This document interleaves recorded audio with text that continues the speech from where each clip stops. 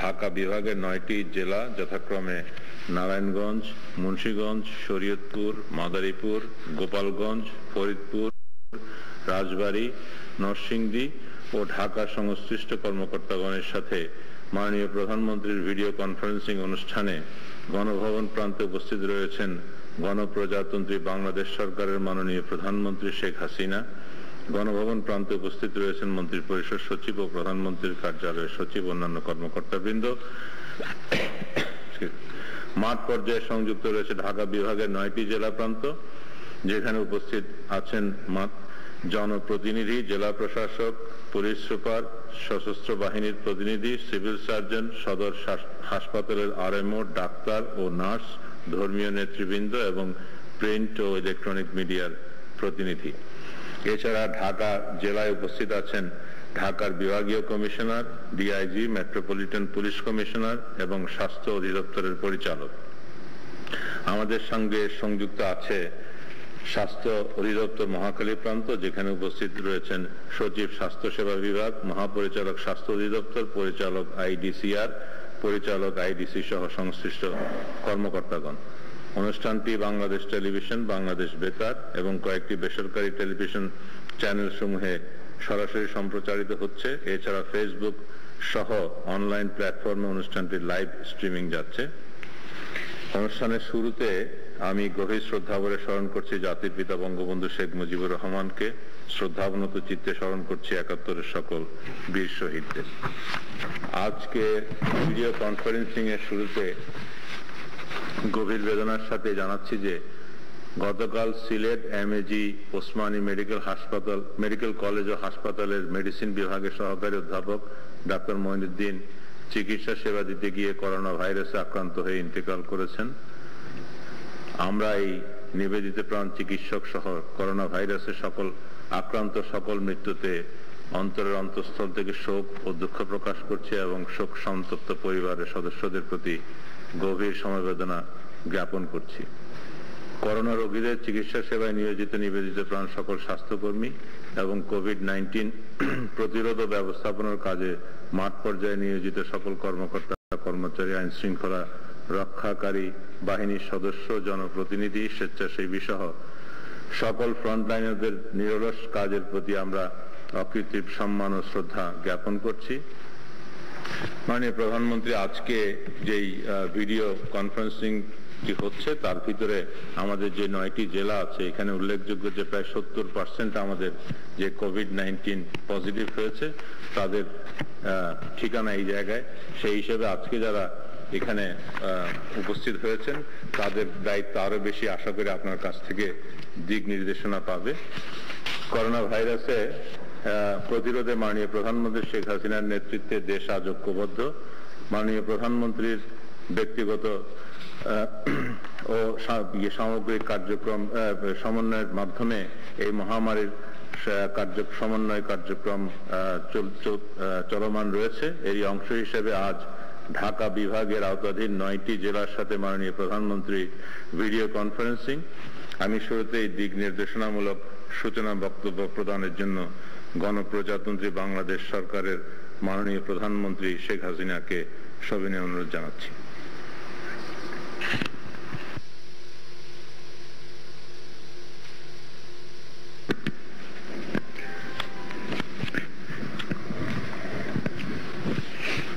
বিসমিল্লাহির রহমানির রহিম। উপস্থিত আমাদের যারা বিশেষ করে ঢাকা বিভাগের যে কয়টি জেলা আমাদের সাথে সংযুক্ত আছেন এবং এখানে যারা রয়েছেন সকলকে আমার শুভেচ্ছা জানাচ্ছি। আপনারা জানেন যে করোনা ভাইরাস এটা আমাদের দেশেও হানা দিয়েছে। আর সবচেয়ে বড় কথা হলো যে ঠিক এই মুহূর্তে আপনাদের যাদের সাথে বসছি এই জায়গাটাই সব থেকে বেশি করোনা ভাইরাসের আক্রমণটা।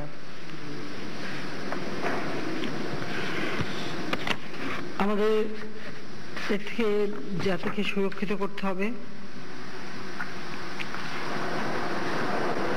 আর দেশের মানুষকে কিভাবে রক্ষা করব সেটা আমাদের চিন্তা করতে হবে। আমি গভীর শ্রদ্ধার সাথে স্মরণ করছি সর্বকালের সর্বশ্রেষ্ঠ বাঙালি জাতিপিতা বঙ্গবন্ধু শেখ মুজিবুর রহমানের পক্ষে। আমি শ্রদ্ধা জানাই জাতীয় চার নেতার প্রতি। আমি 30 লক্ষ শহীদ, 2 লক্ষ মা বোনের প্রতি শ্রদ্ধা জানাচ্ছি। 15 আগস্ট জাতির পিতা বঙ্গবন্ধু সহ আমার মা বেগম ফজিলাতুন্নেছা মুজিব সহ যাদেরকে আমি হারিয়েছি তাদের কথাও আজকে আমি স্মরণ করছি। জাতির পিতা দেশটা স্বাধীন করেছিলেন একটা স্বপ্ন নিয়ে, একটা আকাঙ্ক্ষা নিয়ে, যে বাংলাদেশকে দারিদ্র্যমুক্ত, ক্ষুধামুক্ত, উন্নত দেশ হিসেবে গড়ে তুলবেন। কিন্তু সেই স্বপ্নটা তিনি পূরণ করে যেতে পারেননি। 15 আগস্ট ঘাতকের নির্মম বুলেটের আঘাতে তাকে আমরা হারাই।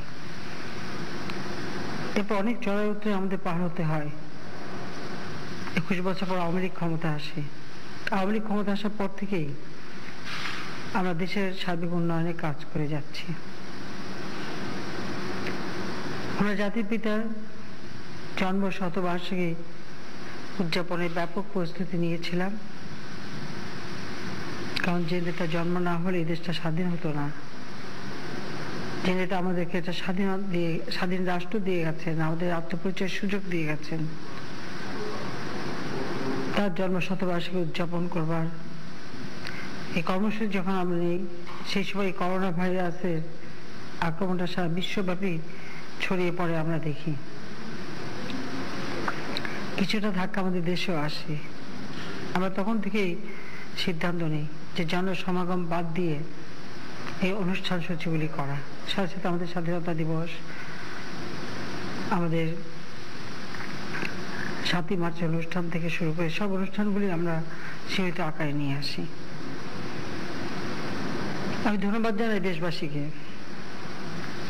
যে আপনারা আমাকে সহযোগিতা করেছেন এবং যে নির্দেশনা দেওয়া হচ্ছে সেটা মেনে চলেছেন।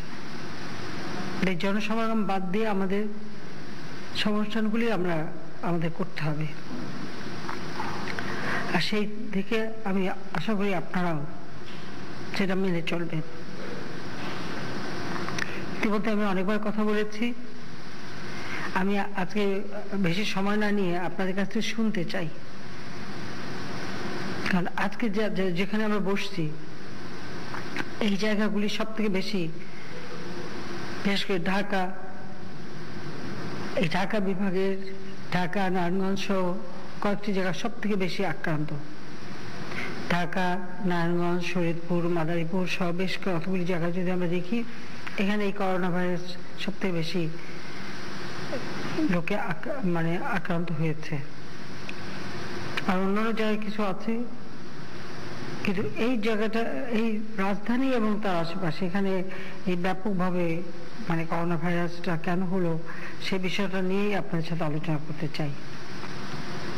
অত্যন্ত দুঃখের বিষয় যে পর্যন্ত 50 জন মতো মানুষ এই ভাইরাসে আক্রান্ত হয়ে মারা গেছে। আমি তাদের আত্মার মাগফিরাত কামনা করি এবং এখনো যারা রোগ মুক্তি পেয়েছেন তাদের জন্য দোয়া করি, তারা সুস্থ থাকুন।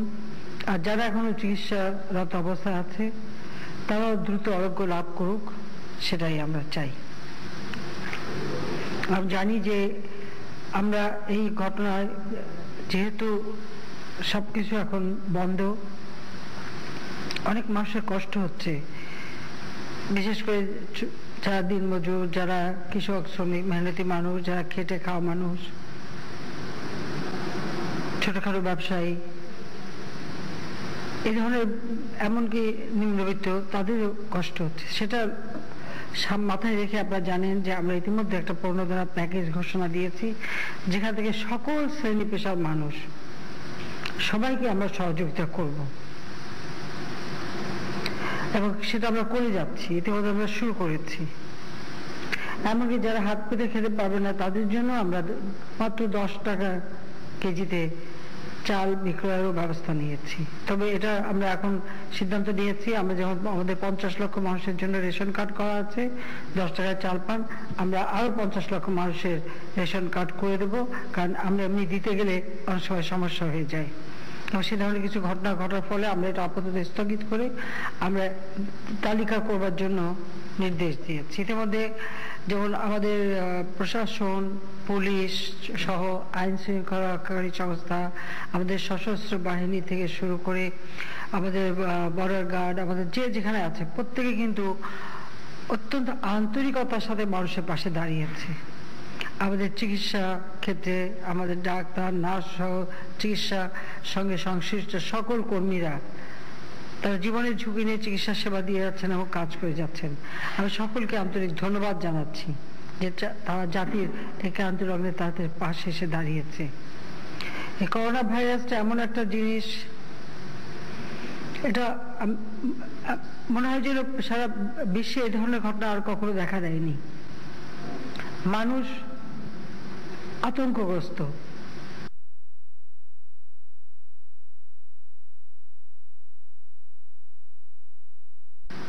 সারা বিশ্বে 250 কোটি মানুষই ঘরে বন্দী, মানুষের স্বাভাবিক জীবনযাত্রা ব্যাহত হচ্ছে।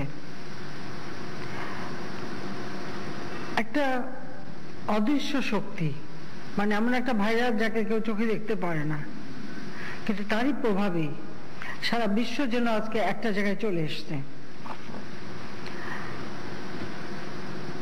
এই ভাইরাসের কারণে অর্থনীতির উপর বিরূপ প্রভাব পড়ছে। সারা বিশ্বে আজকে এই আশঙ্কা, অনেক আন্তর্জাতিক সংস্থা, জাতিসংঘ থেকে শুরু করে বিভিন্ন আন্তর্জাতিক সংস্থা পর্যন্ত বলছে যে সারা বিশ্বব্যাপী প্রচন্ড অর্থনৈতিক মন্দা দেখা দেবে, এমনকি দুর্ভিক্ষ দেখা দিতে পারে। সেই ক্ষেত্রে আমাদের করণীয় আছে যে আমাদের দেশের মানুষকে রক্ষা করা বা এই ধরনের দুর্ভিক্ষ বা যদি অর্থনৈতিক মন্দা হয়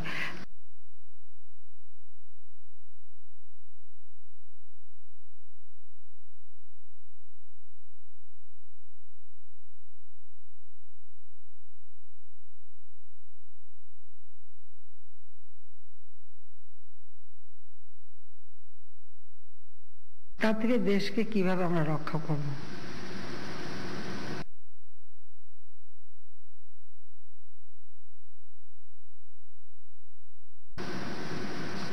একথা চিন্তা করে আমরা ইতিমধ্যেই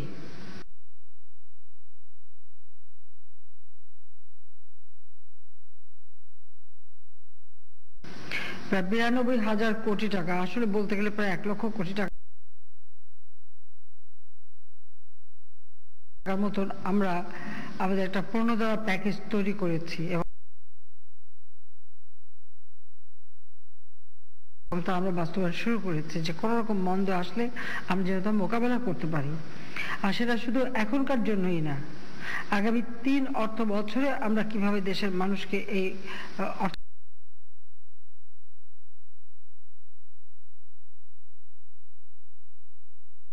মন্দা থেকে উদ্ধার করব, রক্ষা করব, সেই পরিকল্পনাও আমরা কিন্তু নিচ্ছি এবং সেভাবে আমরা প্রত্যেকটা পদক্ষেপ আমরা নিয়ে নিচ্ছি। একটু আগাম আমরা কিছু কর্মসূচি নিয়ে নিচ্ছি। কিন্তু সবথেকে বড় কথা যে এই ভাইরাস থেকে বাঁচার জন্য সবাইকে, যেখানে খুব বেশি লোক সমাগম সেখানে যেন না হতে হয়, সবাইকে ঘরে থাকতে হবে এবং কাজ করতে হবে, কাজ ছাড়া তো হবে না। আবার যে কাজগুলি খুব বেশি মানে লোকের সঙ্গ না হয়, একটু দূরে থেকে করা যায়, সে কাজগুলি করা যাবে। যেমন যে কারণে আমরা যেমন কিছু শিল্প, কলকারখানা বা ওষুধের শিল্প বা অন্যান্য শিল্প, এগুলি যারা এটা আলোচনার মাধ্যমে তারা চালাতে পারেন, কিন্তু সেখানেও যারা কাজ করবেন প্রত্যেকেই নিজ নিজ সুরক্ষার ব্যবস্থা নিতে হবে। কৃষিকাজ আমাদের থেমে থাকলে চলবে না। আর যেহেতু কৃষিকাজটা খোলা মাঠে হয়, কাজে এই সূর্যের তাপ বা খোলা বাতাস এটা কিন্তু আসলে এই করোনা ভাইরাস থেকে আমাদের মুক্তি দেয়। কাজে সেখানে কৃষিকাজটা যাতে চলমান থাকে সেই ব্যবস্থা আমরা নেব। যারা আজকে দিনমজুর কাজ পাচ্ছেন না বা এই অবস্থা আছে, যদিও এখন চলাচলটা বন্ধ, তারপর আমরা যে চলাচল শুরু হলে তার যেতে পারবেন। আমাদের ধান কাটা মৌসুম শুরু হচ্ছে, এই ধান কেটেও কিন্তু অনেকে অর্থ উপার্জনও করতে পারবেন, আবার নিজেকে সুরক্ষিত রাখতে পারবেন। আমাদের ফসল উৎপাদনের দিকে বেশি নজর দিতে হবে। আর এক খণ্ড জমি যেন অনাবাদি না থাকে। আর তারপর যারা এখন ঘরে বসে আছেন, আপনারা টবে গাছ লাগান, ছাদে বাগান করেন, বা নিজের জমি থাকলে সেখানে গাছ লাগান, বাগান করেন, সে কাজগুলি আপনারা কিন্তু নির্বিঘ্নে করতে পারেন। খালি একটাই, যে জনসমাগম যেন বেশি না হয়। যেখানে যেখানে হাট হয়, আমরা ইতিমধ্যে নির্দেশ দিয়েছি যে হাটের নির্দিষ্ট জায়গা ছেড়ে খোলা মাঠে বড় জায়গায়, যেখানে খুব বেশি সমাগমটা না হতে পারে সেরকম মানে একটা দূরত্ব বজায় রেখে পণ্য নিয়ে সবাই যাবে, সেখানে কেনা বেচা করবে এবং চলে আসবেন। আর সেই সাথে সাথে মাস্ক পরে থাকা। আরেকটা বিষয় হচ্ছে সবসময় একটু গরম পানি খাওয়া। প্রত্যেকে যদি অনবরত গরম পানিটা খেতে থাকেন, এক ঢোক করে একটা ফ্লাক্সে গরম পানি রাখলেন, এক ঢোক করে খেতে থাকলেন, তাহলে আপনার গলাটা পরিষ্কার থাকবে বা এই ভাইরাসটা ক্ষতিগ্রস্ত করতে পারবে না। অর্থাৎ নিজেকে কিভাবে সুরক্ষিত করবো, আমাদের মৌসুমী ফলগুলি আছে সেগুলি খাওয়া যায়, এভাবে নিজেকে সুরক্ষিত করার ব্যবস্থা করতে হবে। কারণ জীবন চলমান, জীবন তো স্থবির হয়ে যেতে পারে না। তারপরেও এই ভাইরাসের কারণে আজকে সারা বিশ্ব স্থবির। কাজে এই মন্দা থেকে আমাদের নিজেদের রক্ষা করার জন্য আমাদের ব্যবস্থা নিতে হবে। আরেকটি বিষয় হচ্ছে যে আমরা দেখে যাচ্ছি এটা যে সংক্রামিত হয়, হঠাৎ বাইরে থেকে কেউ আসে, তার দ্বারাই সংক্রামিত হচ্ছে।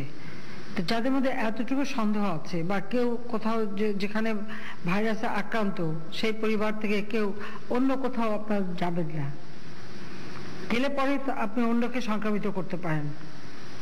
সেই জন্য সবাইকে এইভাবে যোগাযোগ করা বা যাতায়াতটা বন্ধ রাখতে হবে। কারণ অনেক জায়গায় আমরা দেখেছি যেখানে সব কিছু ভালো ছিল, কোনো সংক্রামিত ছিল না, যেই এই নারায়ণগঞ্জ থেকে বা ঢাকা থেকে অথবা শিবচর থেকে অথবা মাদারীপুর থেকে বা শরীয়তপুর থেকে এরকম কেউ চলে গেল, বা সেই ইটালি থেকে যারা আসলো বা অন্য জায়গা থেকে আসলো, কোথাও চলে গেল, তারপরে সেখানে এই প্রাদুর্ভাব দেখা দিল।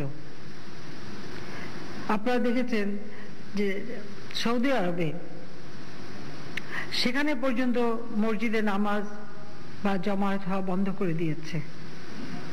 এমনকি তারাবির নামাজও কিন্তু সেখানে হবে না, সবাই ঘরে বসে পড়বে। খুব সীমিত আকারে সেখানে তারা করছে, সেখানে কিন্তু তারা নিষেধ করে দিয়েছেন। ঠিক এভাবে মসজিদ, মন্দির, গির্জা, এমনকি ভ্যাটিকান সিটি থেকে শুরু করে সব জায়গায় কিন্তু এইভাবে তারা সুরক্ষণ করার ব্যবস্থা নিয়েছে। নিজেদেরকে সুরক্ষিত করা, অন্য মানুষকে সুরক্ষিত করা। কাজে এই বিষয়গুলি দিকে আমাদেরও শিক্ষার বিষয় আছে, যে কারণে আমরা মসজিদে না যে নিজের ঘরে বসে নামাজ পড়া। কারণ আল্লাহর ইবাদত তো আপনি যে কোনো জায়গায় বসে করতে পারেন। এটা তো আল্লাহর কাছে সরাসরি আপনি করবেন।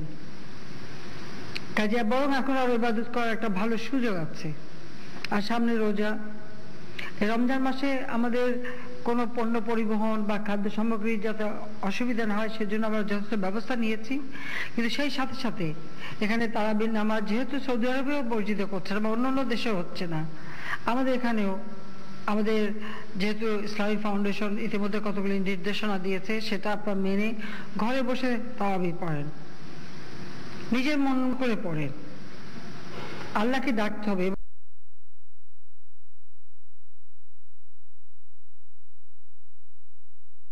ইবাদত করতে হবে। সেটা আপনি আপনার মতো করে যত ডাকতে পারবেন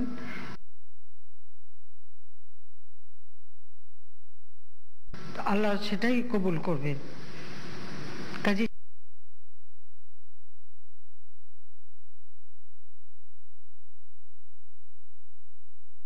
সেভাবে আপনারা করবেন। অযথা মসজিদের যে অন্য কেউ সংক্রামিত থাকলো, সে আরেকজন সংক্রামিত করলো বা আপনার নিজের হলে অন্যকে করবেন, সেটা কিন্তু করবেন না দয়া করে। এই বিষয়টা সকলেই আপনারা মেনে চলবেন, সেটাই আমরা চাই।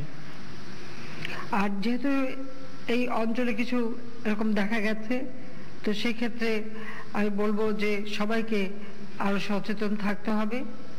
কিন্তু জীবন চালানোর জন্য অবশ্যই কাজ করতে হবে, সেটা বসে থাকলে চলবে না। আপনারা সেভাবে নিজেদেরকে সুরক্ষিত করে আপনাদের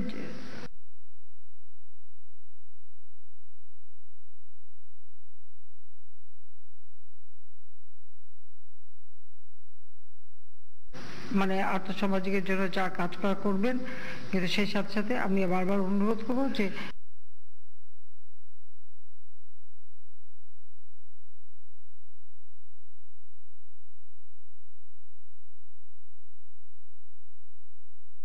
নিজেকে সুরক্ষিত রাখেন। আমরা এখানে কিন্তু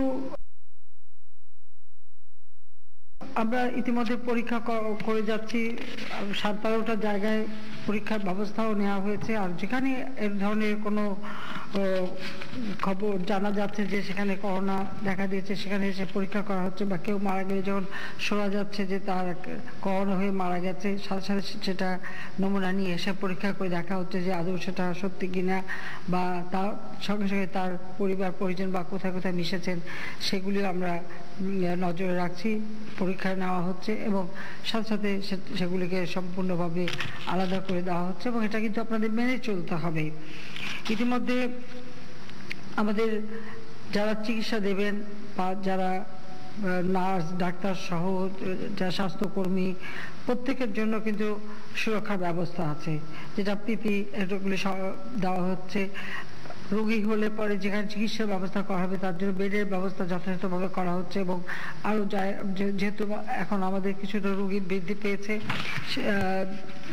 আমরা এই পর্যন্ত দেখেছি যে বাংলাদেশে 14,868 জনের পরীক্ষা করা হয়েছে, তার মধ্যে রোগ শনাক্ত হয়েছে 1,231 জনের, আর এ পর্যন্ত 50 জন মারা গেছে, কিন্তু বাকি অনেকে সুস্থ হয়ে বাড়ি ফিরে গেছেন, সেটাও প্রায় 50 জনের উপরে সুস্থ হয়ে বাড়ি চলে গেছেন। আর আমরা কোয়ারেন্টাইনেও তাদেরকে রাখা হচ্ছে। কিন্তু বিশ্বের অবস্থাটা যদি আমরা দেখি, সেটা আরো ভয়াবহ অবস্থা। বিশ্বব্যাপী যে হিসাবটা আসছে যে এপ্রিল পর্যন্ত 15ই এপ্রিল পর্যন্ত সারা বিশ্বে 18,44,863 জন রোগী শনাক্ত হয়েছে, তার মধ্যে মারা গেছে 1,17,021 জন। কাজে সারা বিশ্বের অবস্থা কিন্তু আরো ভয়াবহ। সেই ক্ষেত্রে আমরা আগে থেকে ব্যবস্থা নিয়েছি বলে আমরা মনে করি যে আমরা যথেষ্ট এখনো নিয়ন্ত্রণে রাখতে পেরেছি। তবুও কেউ মারা যাক সেটা আমরা চাই না, সবাই সুস্থ থাক সেটাই আমরা চাই। কাজে এই রোগটা যেন আর না ছড়াতে পারে তার জন্য যা যা করণীয় আপনাদের করতে হবে। মানুষ আতঙ্কগ্রস্ত হয়ে অনেক সময় অমানুষেও পরিণত হয়। যখন আমরা দেখি যে মায়ের একটু সর্দি কাশি জ্বর হলো দেখে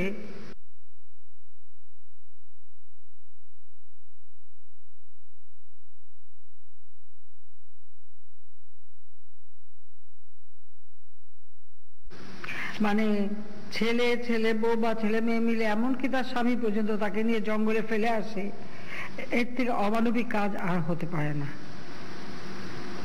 কেন এই ধরনের ঘটনা ঘটবে? এরকম আরো বহু কাহিনী আমরা শুনি, কিন্তু আমি বলবো এই অমানবিক হওয়ার কোনো যৌক্তিকতা নাই। কারো যদি সন্দেহ হয় তো তাকে চিকিৎসা ব্যবস্থা করেন, তার পরীক্ষা করান, নিজেরাও সুরক্ষিত হন, বা এই প্রাদুর্ভাব থেকে রক্ষা পাওয়ার জন্য যা যা করণীয় আমাদের স্বাস্থ্য অধিদপ্তর থেকে বা IDCR থেকে যে সমস্ত নির্দেশ দেওয়া হচ্ছে সেগুলি মেনে চলুন। কিন্তু কিভাবে একটা মানুষকে বের করে দেবেন, বা একজন ডাক্তার সে যদি এরকম অসুস্থ হলো তাকেও এলাকা থেকে বের করে দিতে হবে, এই ধরনের ঘটনা কেন ঘটবে বাংলাদেশে? বাংলাদেশের মানুষের তো এরকম অমানবিক হওয়ার কথা না। কাজে এই বিষয়গুলি সবার দৃষ্টিতে আমি আনতে চাই। হায়াত মৌত আল্লাহর হাতে, যে কোনো মানুষ যে কোনো দিন মরতে পারেন। আজকে আমি কথা বলছি, এখানে বসেও মরতে পারি, বা যে কেউ মরতে পারে। এটা কেউ বলতে পারে না যে আমি এক্ষুনি বেঁচেই থাকবো, কেউ বলতে পারবে না, এটা একমাত্র আল্লাহ বলতে পারে। এই যে ভাইরাসটা দেখা দিল, এইভাবে যে একটা ভাইরাস এসে সারা বিশ্বকে ঘরবন্দি করে ফেলবে, এটা কেউ ভেবেছে? সারা বিশ্বে তো অনেক শক্তিশালী দেশ, তাদের শক্তির দাপটে পৃথিবী অস্থির। আবার শক্তিশালী এক দেশের সাথে আরেক দেশের লড়াই যুদ্ধ বা তাদের সংঘাত বা তাদের আমরা দেখেছি, অস্ত্রের মহড়া দেখেছি। সেই অস্ত্র, সেই অর্থ, সেই সম্পদ কোনো কাজে লাগে নাই, কোনো কাজে লাগে না। সেটাই প্রমাণ করে দিল এই করোনা ভাইরাস। কাজে আমি এটুকু বলবো যে সবাইকে সুরক্ষিত থাকতে হবে, সাবধানে থাকতে হবে, কিন্তু তার মানে এই না যে অমানবিক আচরণ করতে হবে, দয়া করে সেটা আপনারা করবেন না। আর সেই সাথে আমি বলবো যে আপনারা সবাই সুস্থ থাকে, সেটাই আমরা চাই। আমাদের এখানে কিন্তু সুরক্ষা সব ধরনের ব্যবস্থা আমরা নিয়েছি। এখন পর্যন্ত 14,16,616 পিস পিপিই সংগ্রহ করা হয়েছে, তার মধ্যে 9,58,294 বিতরণ করা হয়েছে, আর মজুদ আছে 4,58,322 পিস, এবং প্রতিনিয়ত আমরা এটা সংগ্রহ করে যাচ্ছি।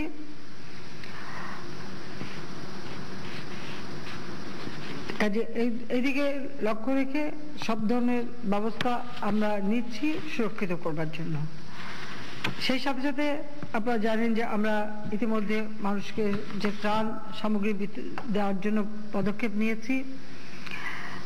আমি ধন্যবাদ জানাই যে সারা বাংলাদেশে এই যে আমরা খাদ্য সাহায্যটা দিয়ে যাচ্ছি, আমরা যদি হিসাব করি যে আমাদের 350 জন সংসদ সদস্য থেকে শুরু করে একেবারে ওয়ার্ডের মানে কাউন্সিলর এবং সদস্য সব মিলিয়ে আমাদের প্রায় 61,579 জন নির্বাচিত জনপ্রতিনিধি, যাদের মাধ্যমে এই বিতরণ হচ্ছে। সেই সাথে আমাদের প্রশাসনের এবং আমাদের মন্ত্রণালয় সকলে কাজ করে যাচ্ছেন, এগুলি দিচ্ছেন। কিন্তু মাঝে মাঝে কিছু খবর আসে যেটা সত্যি আমাদেরকে খুব দুঃখ দেয়, যে আমরা এই দুর্যোগের সময় মানুষ ঘরে বসে আছে, কাজ করতে পারছে, তাদের খাদ্য সাহায্য দিচ্ছি, কিন্তু এই সাহায্যের মধ্যে কেউ থামা দিক সেটা আমরা চাই না। কাজে এরকম যদি কখনো কোনো ঘটনা ঘটে সঙ্গে সঙ্গে কিন্তু আমরা ব্যবস্থা নিচ্ছি। তবে এই ব্যবস্থা নিতে যে আবার কোথাও কোথাও আমরা দেখেছি যে কিছু কিছু জায়গায় দেখা যায় যে কিছু কিছু আশেপাশের লোক তারাই ষড়যন্ত্র করে একজন আরেকজনকে ফাঁসিয়ে দেয়, কিন্তু তদন্ত করতে গেলে দেখা যায় যে সেখানে কোনো এ ধরনের ঘটনাই ঘটেনি, সেরকমও অবস্থা আছে। তো এই দুর্যোগের সময় কেউ কারো পিছনে লেগে থাকবেন সেটাও কিন্তু আসলে ঠিক না, বরং সবাইকে সাহায্য করতে হবে। আমাদের বিত্তবানদের আমি আহ্বান করেছি এগিয়ে আসতে, সহযোগিতা করতে, তারা করে যাচ্ছে। আমাদের সরকারি, বেসরকারি বা স্বায়ত্তশাসিত এমনকি আমাদের শিক্ষা প্রতিষ্ঠান অনেকেই এগিয়ে আসছে এই দুর্যোগে মানুষকে সহযোগিতা করবার। তারা আমাদের ত্রাণ তহবিলেও অর্থ দিচ্ছে, আবার নিজেরা নিজের উদ্যোগে খাদ্য সাহায্য দিয়ে মানুষকে সহযোগিতা করে যাচ্ছেন। কিন্তু তারপর আমি বলবো যে এই ক্ষেত্রে কোনো দুর্নীতি বা অনিয়ম হলে সেটা আমরা কিন্তু কখনো বরদাস্ত করব না। ইতিমধ্যে আমরা দেখেছি বেশ কিছু মামলা হয়েছে, তবে যে পরিমাণে আমরা দিচ্ছি সে পরিমাণে মামলা তেমন না। তারপরে আমি বলবো যে এই ধরনের ঘটনা যেন আর না ঘটে। আমরা ইতিমাত্র 11টা ডিলারশিপ বা জামানত বাজেয়াপ্ত করা হয়েছে, আর প্রায় 40টার মতো সাজা প্রাপ্ত হয়েছে। তবে এর মধ্যে আমি আগে বললাম যে এই ধরনের ঘটনার পর আমরা পরবর্তীতে আবার যখন তদন্ত করতে গিয়েছি দেখেছি যে এটা খুব বেশি একটা অনিয়ম দেখা যাচ্ছে, যা দেখা যাচ্ছে সেটুকুও দেখা যাক সেটাও আমরা চাই না। কাজে সবাই আপনারা আন্তরিকতার সাথে কাজ করেন। আর আমরা যে 50 লক্ষ রেশন কার্ড আরো অতিরিক্ত দেব, সেখানে আমাদের সামাজিক সুরক্ষা যারা পাচ্ছে বা যাদের ইতিমধ্যে রেশন কার্ড আছে তাদের বাদ দিয়ে যারা সত্যিকার মানে যাদের প্রয়োজন তাদের নামটা যেন তালিকায় থাকে। আমি ইতিমধ্যে আমাদের দলের সকল নেতাকর্মী প্রত্যেকটা জেলা, উপজেলা, ইউনিয়ন, ওয়ার্ড কমিটিতে সব জায়গায় আমরা কমিটি করতে বলে দিয়েছি, যেখানে এই নামগুলি তালিকা করতে যে যারা সত্যিকার দুস্থ দরিদ্র, যার ঘরে খাবার নাই, তাদের খুঁজে বের করা এবং তাদের হাতে যেন সাহায্যটা পৌঁছায় সেই ব্যবস্থাটা করবার জন্য আমরা ইতিমধ্যে আমরা নির্দেশ দিয়েছি। কেন আমাদের দলের পক্ষ থেকে আমরা করে যাচ্ছি, কিন্তু তারপরেও আমরা যে সহযোগিতাটা দেব, সরকারি হোক বা বেসরকারি হোক বা বিত্তবান যারাই করুক, সেগুলি যেন সঠিক লোকদের হাতে পৌঁছায়, সেটা যেন কেউ অনিয়ম করতে না পারে, সেদিকে বিশেষভাবে দৃষ্টি দেওয়ার নির্দেশ আমরা দিয়েছি। সেই সাথে আমরা আমাদের প্রশাসন থেকে শুরু করে যারা আছেন প্রত্যেকের আইন শৃঙ্খলা রক্ষা সকল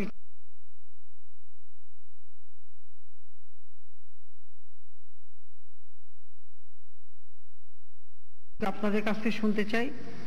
আর বিশেষ করে আজকে যে জায়গাটা, এই জায়গাটাই হচ্ছে আমাদের জন্য সব থেকে গুরুত্বপূর্ণ, কারণ এই কয়েকটা জায়গায় আমরা দেখতে পাচ্ছি যে এই ভাইরাসে যারা মানুষ ক্ষতিগ্রস্ত হচ্ছে। আমরা সবসময় এটি দোয়া করি এবং সকলে আল্লাহ রাব্বুল আলামিনের কাছে দোয়া করবেন যেন এই ভাইরাসের থাবা থেকে যেন বাংলাদেশের জনগণ মুক্তি পায়, যে যেখানে আছে দেশে প্রবাসে। কারণ আপনারা যদি দেখেন প্রবাসে আমাদের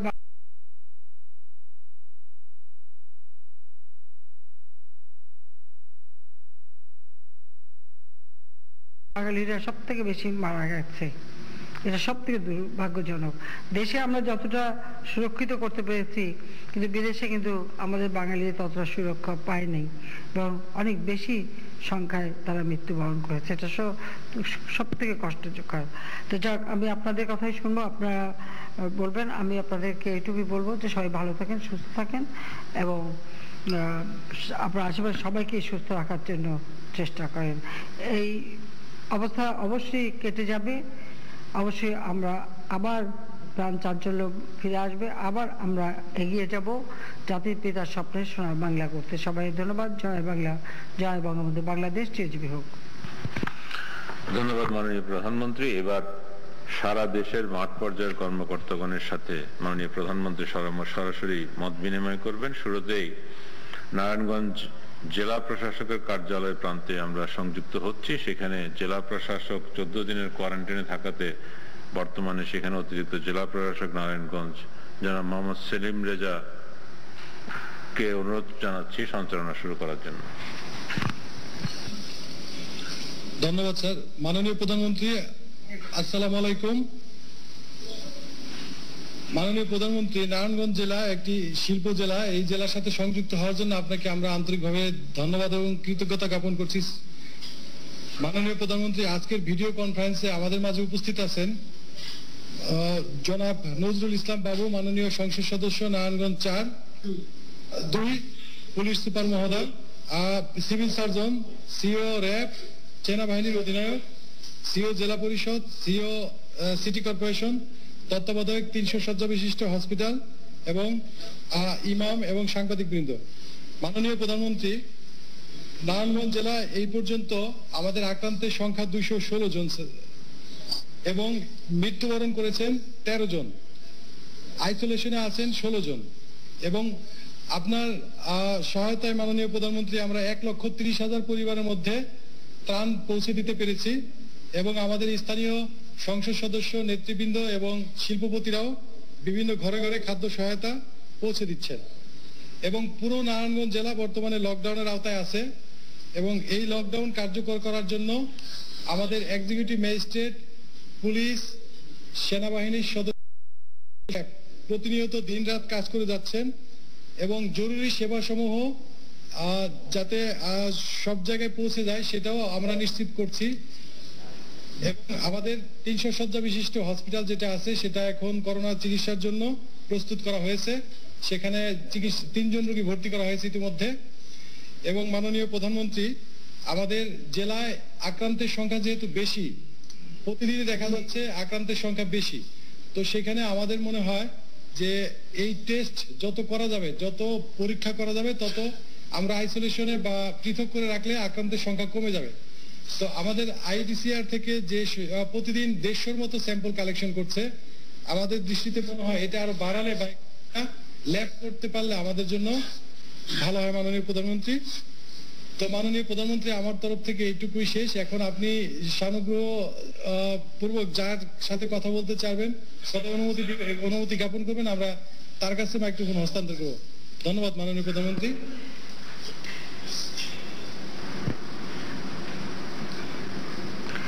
এখানে যেহেতু আপনি আগে আমাদের জনপ্রতিনিধি থেকে একজন দিতে পারেন, প্রথমে শুনি তাদের কথা।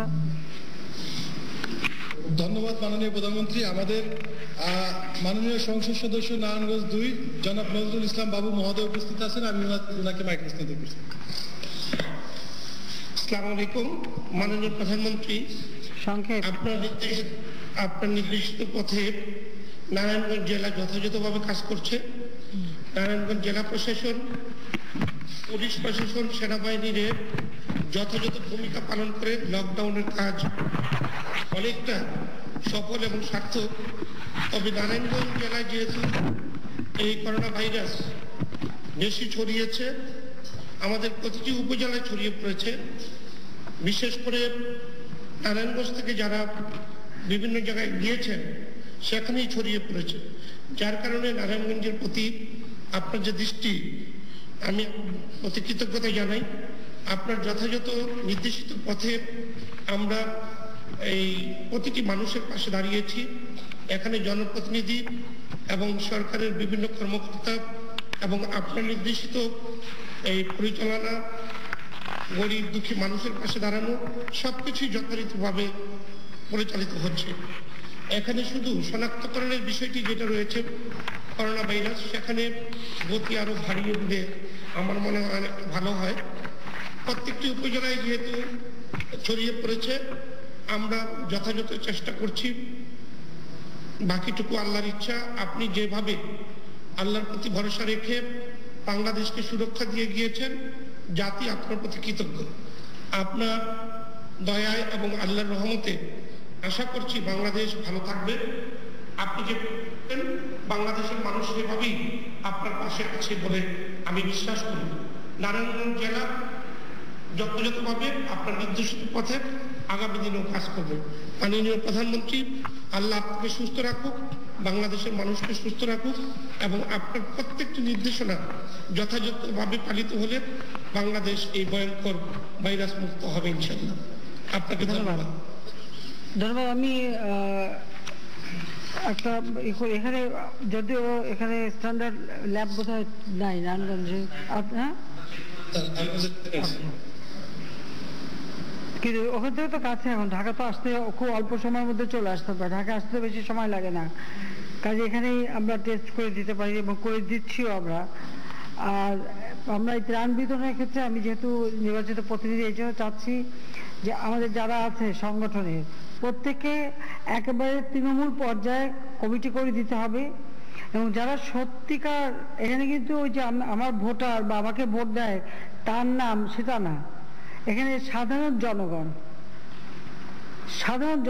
যারা এখন দুস্থ, যারা অসুবিধাতে, তাদের নামের তালিকা করতে হবে। আমি এই কথাটা সুনির্দিষ্টভাবে বলতে চাই যে আমরা বাংলাদেশ আওয়ামী লীগ কাজ করি জনগণের জন্য। কে কোন দল করলো, কে আমার পক্ষে, কে আমার পক্ষে না, কে আমার ভোটার, কে আমার ভোটার না, সেটা দেখার দরকার নেই। যার অবস্থা খারাপ বা দুস্থ বা যার ঘরে খাবার নাই, তার ঘরে খাবার পৌঁছে দিতে হবে। আমি চাই আওয়ামী লীগের প্রত্যেকটা নেতাকর্মী সেই মানসিকতা নিয়ে কাজ করবে আর সেইভাবেই তালিকা করবে। এই কথাটা আমি সবাইকে এখানে আজকে এর মাধ্যমে আমি সবাইকে এই মেসেজটা পৌঁছাতে চাই। ইতিমধ্যে আমাদের নির্দেশ চলে গেছে যে সব জায়গায় কমিটি করে এটা প্রশাসনকে সহযোগিতা করার জন্য, যাতে করে সঠিক নামটা আসে। নইলে অনেক সময় দেখা যায় যে নির্বাচিত প্রতিনিধি বা তারা ওই তাদের কয়েকজন বাছা লোক দিল বা ওই কমিশনার তাদের ভোটারদের দিল, বাকি বাদ পড়লো, এই বাদটা যেন না পড়ে। এবং এটা প্রশাসনে যারা কাজ করবেন বা আমাদের ত্রাণ মন্ত্রণালয় বা আমাদের পুলিশ এবং অন্যান্য আইন শৃঙ্খলা রক্ষাকারী সংস্থা, তারাও এটা নজরদারিতে রাখবেন যে একটি মানুষের জন্য না খেয়ে কষ্ট না পায়। আল্লাহ আমাদের প্রচুর খাবার আছে, আর তাছাড়া আমার ধান কাটার সময় হয়ে গেছে, প্রচুর আলু হচ্ছে, কাজে বিষয়টা দেখতে হবে। ওষুধপত্র কোনো কিছুর অভাব নাই, অভাব থাকবে না, আমরা সেটা ব্যবস্থা করব। ধন্যবাদ। আমার মনে হয় আর আপনারা একজন কাউকে দেন, কেউ বলতে চাইলে। সিভিল সার্জন ওখানে তো অসুস্থ শুনছিলাম, ওরা তো সিভিল সার্জন হয়ে গেল না স্যার? আমাদের ভারপ্রাপ্ত সিভিল সার্জন মহোদয় আছেন স্যার? হ্যাঁ, আমাদের ভারপ্রাপ্ত সিভিল সার্জন মহোদয়। হ্যাঁ, দিয়ে দেন একজন স্যার। এখন সংযুক্ত হবেন আমাদের 300 বেডের ভারপ্রাপ্ত তত্ত্বাবধায়ক স্যার। জি, একটু শুনি আমি।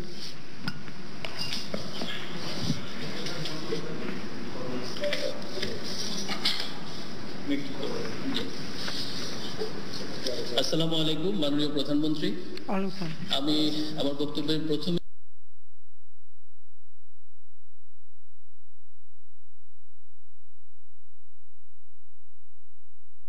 বাংলাদেশের 50 জন নাগরিকের প্রতি, সাথে যার মধ্যে একজন আমার সহগোত্রীয় একজন চিকিৎসক, যিনি আমার সিলেট এমএজি ওসমানের সম্মানিত সহকারী অধ্যাপক মেডিসিনের মনিরুদ্দিন স্যার। আমি একই সাথে ধন্যবাদ জানাবো আপনাকে। অক্লান্ত পরিশ্রমের মাধ্যমে, আপনার যে সুদূর দিক নির্দেশনার মাধ্যমে আমরা আসলে অন্য বিশ্বের তুলনায়, অনেক উন্নত বিশ্বের তুলনায় আমরা বাংলাদেশে অনেক ভালোভাবে, অনেক এফিসিয়েন্সির মাধ্যমে এই করোনা মোকাবেলা করছি। এই যে করোনা প্যান্ডেমিক, কোভিড-19 প্যান্ডেমিক মোকাবেলায় আজকে আমরা যে বাস্তবতার সম্মুখীন, বাংলাদেশে 1231 জন আক্রান্ত, তার মধ্যে মৃত্যু 50 জন, 4%, যেখানে পৃথিবীতে মোর দেন 10% মৃত্যু হার। আর আমি যদি মাননীয় প্রধানমন্ত্রী নারায়ণগঞ্জের কথা বলি, 216 জন আক্রান্ত, তার মধ্যে 13 জন মৃত্যু, অলমোস্ট 20% ডেথ। আমি এই জন্য আবারও ধন্যবাদ জানাবো এই বাস্তবতায় নিরিখে 300 শয্যা হাসপাতালকে পূর্ণাঙ্গ করোনা হাসপাতাল ঘোষণা দেওয়ার জন্য, এই সময় উপযোগী সিদ্ধান্ত নেওয়ার জন্য আপনাকে, মন্ত্রণালয়কে, মাননীয় ডিজি মহোদয়কে এবং এই করোনার সাথে সংশ্লিষ্ট সবাইকে এই ডিসিশন নেওয়ার জন্য ধন্যবাদ জানাতে চাচ্ছি। মাননীয় প্রধানমন্ত্রী, আমি আমার পরিচয় দেইনি। আমি ডাক্তার মোহাম্মদ শামসুদ্দোহা সরকার সঞ্চয়। আমি আসলে আবাসিক চিকিৎসক, মেডিসিন, খানপুর 300 শয্যা হাসপাতাল। আপনি জেনে থাকবেন আমার হাসপাতালের তত্ত্বাবধায়ক মহোদয় সহ 16 জন চিকিৎসক, কর্মকর্তা, নার্স এবং অন্যান্য কর্মকর্তা সহ খানপুর 300 শয্যা হাসপাতালেরই 16 জন আক্রান্ত মাননীয় প্রধানমন্ত্রী। যে কারণে আমি তত্ত্বাবধায়কের পক্ষে আমি নিজে কথা বলতে এসেছি। তা আমি বলতে চাই মাননীয় প্রধানমন্ত্রী, আমার হাসপাতালে করোনার কার্যক্রম পুরোপুরি চালু আছে। 14 জন রোগী ভর্তি আছে মাননীয় প্রধানমন্ত্রী, এবং গতকাল আমরা 42 জন করোনা উপসর্গ নিয়ে রোগীদের চিকিৎসা দিয়েছি। তো মাননীয় প্রধানমন্ত্রী, আমি সংক্ষিপ্ত করবো আমার বক্তব্য, অনেকেই বক্তব্য দিবেন। আমি যেটা বলতে চাই মাননীয় প্রধানমন্ত্রী, যেহেতু নারায়ণগঞ্জে আক্রান্ত সংখ্যা বেশি, এটা শিল্পনগরী এবং বন্দরনগরী, প্রচুর বিদেশ ফেরত লোক নারায়ণগঞ্জে ছড়িয়ে ছিটিয়ে আছে, যাদের ট্রেস আসলে আমাদের হাতে পুরোপুরি নাই। সেই নিরিখে মাননীয় প্রধানমন্ত্রী, আমি অবশ্যই দাবি জানাবো, এবং এটা একটা পূর্ণাঙ্গ PCR ল্যাব মাননীয় প্রধান, যেহেতু আমার একটা করোনা হাসপাতাল আছে, এই স্যাম্পলগুলো আমরা কালেকশন করে ঢাকা পাঠাতে হচ্ছে, এবং রিপোর্ট পেতে মাননীয় প্রধান অনেক সময় 2 দিন লেগে যাচ্ছে। যেখানে যদি আমার PCR ল্যাব থাকে, আমি সকালে স্যাম্পল কালেকশন করে সন্ধ্যায় আমি রিপোর্ট পেয়ে যেতে পারবো। এই যে ট্রানজিশন পিরিয়ড, আমি যদি এটা একদিনে কমিয়ে আনতে পারি, আমি দ্রুত কেস ডিটেকশন করতে পারবো, চিকিৎসা করতে পারবো, দরকার হলে আইসোলেশনে পাঠাতে পারবো, দরকার হলে কোয়ারেন্টাইনে পাঠাতে পারবো। এই জন্য মাননীয় প্রধানমন্ত্রী, আমার এমপি মহোদয় এবং সবার সাথে মিল রেখে আমরা সুস্পষ্ট দাবি জানাতে চাই, আপনি নির্দেশনা দিবেন একটা পূর্ণাঙ্গ PCR ল্যাব অতি দ্রুত সময়ের মধ্যে এই 300 শয্যা হাসপাতালে যাতে স্থাপনের ব্যবস্থা নেওয়া হয় মাননীয় প্রধানমন্ত্রী। আর সুরক্ষা সামগ্রীর মধ্যে আমরা সব পেয়েছি, তবে মাননীয় প্রধানমন্ত্রী N95 মাস্ক, যেটা আপনার জ্ঞাতার্থে জানিয়ে রাখি, যেটা আসলে করোনা রোগীদের, যেটা কোভিড পজিটিভ, SARS-CoV-2 পজিটিভ রোগীদের চিকিৎসার জন্য অত্যাবশ্যকীয়। সেই N95 মাস্ক পৃথিবীর বিভিন্ন দেশে যেমন স্কারসিটি আছে, বাংলাদেশে ব্যতিক্রম নয়। যেমন আমার হাসপাতালে মাননীয় প্রধানমন্ত্রী একটাও পাই নাই, অথচ আমি কিন্তু করোনা চিকিৎসা দিয়ে থেমে থাকি নাই। N95 মাস্ক ছাড়াই কিন্তু মাননীয় প্রধানমন্ত্রী খানপুর 300 শয্যা হাসপাতাল করোনা আক্রান্ত রোগীদের চিকিৎসা সেবা দিয়ে যাচ্ছে। আমি জানি না সে কারণেই কিনা যে আমার হাসপাতাল 16 জন চিকিৎসক কর্মকর্তা আক্রান্ত। তো মাননীয় প্রধানমন্ত্রী, আমি এটা বলতে চাই, এবং আর আমার এমপি মহোদয় প্রশাসনের কথা বললেন, র্যাবের কথা বললেন, পুলিশের কথা বললেন, চিকিৎসকের বলেন নাই। তো স্যার, জি, তো মাননীয় প্রধানমন্ত্রী, আমি বলতে চাই যে আপনার নির্দেশনায় আশা করি আমরা এই যে মহামারী যুদ্ধে পিছিয়ে থাকবো না। এই যুদ্ধে আল্লাহর কাছে দোয়া করি যাতে আমরা চিকিৎসকরা, প্রশাসন, পুলিশ, র্যাব এবং বাংলাদেশের জনগণ সবাই মিলে এই যুদ্ধে ইনশাল্লাহ জয়ী হয়ে ঘরে ফিরবো। মাননীয় প্রধানমন্ত্রী, ধন্যবাদ আপনাকে। তো আমরা আমাদের একটু স্বাস্থ্য বিষয়ের সাথে কথা বলতে পারি। এখন নারায়ণগঞ্জের যে সমস্যাটার কথা বললো, তো আমরা স্বাস্থ্য অধিদপ্তর কথা বলি যে ওরা আছে অনলাইনে আছে, আমরা এখন স্বাস্থ্য অধিদপ্তরে সংযুক্ত হচ্ছি। ওখানে স্বাস্থ্য সচিব আছেন, মহাপরিচালক আছেন। মাননীয় প্রধানমন্ত্রী আপনাদের কাছে কিছু জিজ্ঞেস করবেন, সেটা জবাব দিতে পারেন। যে আপনারা এই মাত্র শুনলেন নারায়ণগঞ্জ, কারণ আমাদের ঢাকার পরে নারায়ণগঞ্জের সব থেকে ভয়াবহ অবস্থা। তো সেখানে তাদের যে সমস্যাটা, একটা হচ্ছে ল্যাবের অবস্থা, ল্যাব নাই তাদের, ঢাকায় টেস্ট করতে হয়। দ্বিতীয় হচ্ছে যে মাস্ক, যেটা এটা আসলে তো আমাদের নাই। তো এটা কি সমাধান আছে সেটা বলেন। স্যার, ল্যাবের বিষয়টা স্যার আমরা এখনো চেষ্টা করছি যে ওখানে ল্যাব সেট আপ করা যায় কিনা। এবং আগে ল্যাব সেট আপ করে তারপরে পিসিআর মেশিন আমরা দেওয়ার ব্যবস্থা করবো। পিসিআর মেশিন আমাদের আছে কিন্তু ল্যাব নেই। আমরা এখন এক্সপ্লোর করছি যে কোথায় একটা, আমরা চেষ্টা করেছিলাম যে আমাদের মাতোয়াইলে যে শিশু স্বাস্থ্য ইনস্টিটিউট আছে ওটার ল্যাব ব্যবহার করা যায় কিনা, কিন্তু ওটা ব্যবহার করা যাচ্ছে না। তো ফলে আমাদেরকে একটা ল্যাব সেট আপ করে পিসিআর মেশিন ওখানে বসাতে হবে। সেটা একটু সময় লাগবে, যদি আমাদের আরো বাড়ে আমরা সেটা করবো। আর মাস্কের ব্যাপারটা স্যার আপনি জানেন যে N95 যে মাস্ক, এটা আমেরিকান একটা কোম্পানি বানায় এবং সারা পৃথিবীতে শর্টেজ এবং নাই। তো N95 এর যে সমমানের যে ইকুইভ্যালেন্ট যেসব মাস্ক আছে সেসব মাস্কগুলো আমরা বিভিন্ন সোর্স থেকে নেওয়ার চেষ্টা করছি। N95 হলো ইউএসএ ব্র্যান্ড, চায়না ব্র্যান্ড বলে KN95, আর ইউরোপে বলে FF2, জাপানে বলে DS, মানে ইকুইভ্যালেন্ট। আপনি আপনার কথা হচ্ছে এটা প্রায় সম পর্যায়ে সমমানের, তো সেটা আমাদের আছে, সেটা আমাদের আছে এবং আজকে এই সপ্তাহের মধ্যে আমাদের আরো অ্যাভেলেবল হয়ে যাবে। নারায়ণগঞ্জে সেটা দেওয়া হয়নি স্যার, দেওয়া হয়েছে কিন্তু স্যার প্রয়োজনের তুলনায় তো স্যার আমাদের সব জায়গায় শর্টেজ, তো সেই কিছু দেওয়া হয়েছে, আবার স্যার দিয়ে দেওয়া হবে। রেগুলার আমরা সংগ্রহ করছি এবং সেইভাবে বিতরণ করছি স্যার। আচ্ছা, সেটাই। আর হচ্ছে আপনার ল্যাব ওখানে আমি জানি না, ওখানে কি মানে নারায়ণগঞ্জে কি কোনো ইয়ে নাই যেখানে একটা ল্যাব স্থাপন করা যায়? কোনো ইনস্টিটিউশন নাই, কিচ্ছু নাই ওখানে? পপুলার ডায়াগনস্টিক তো ওটা হাসপাতাল, ওদের কাছে ওদের কি কোনো না স্ট্যান্ডার্ড না, একটা রিসার্চ, কোনো রিসার্চ সেন্টার লাগবে, যে কোনো একটা রিসার্চ সেন্টার লাগবে। কিন্তু আমি অবাক হচ্ছি যে নারায়ণগঞ্জে কি কোথাও কোনো রিসার্চ সেন্টার নাই। বায়োসেফটি লেভেলের যে ল্যাব, তার মানে নারায়ণগঞ্জ সারা জীবন ঢাকার উপরে নির্ভর হয়ে চলে আসছে স্যার। এটার কারণে, ঢাকার কাছে হওয়ার কারণে স্যার নারায়ণগঞ্জে এরকম সেন্টার গড়ে ওঠে। তবে গাজীপুরে আছে, ওই যে কৃষি বিশ্ববিদ্যালয়ের যে ওইখানে আছে, কিন্তু নারায়ণগঞ্জের দিকে নাই। নারায়ণগঞ্জের শিক্ষা প্রতিষ্ঠানের দিক থেকে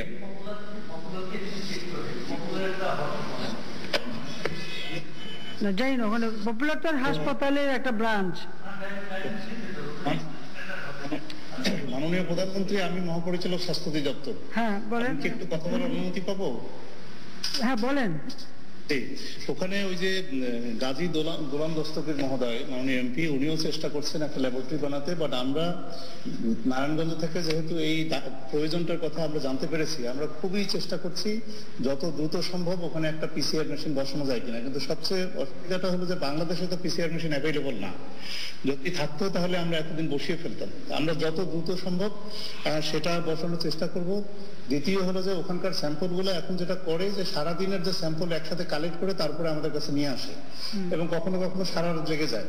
তো এখানে হলো দিনের মধ্যে কয়েকবার যাতে স্যাম্পল আনা যায়, আমরা হলো সেই প্রচেষ্টাটা গ্রহণ করব।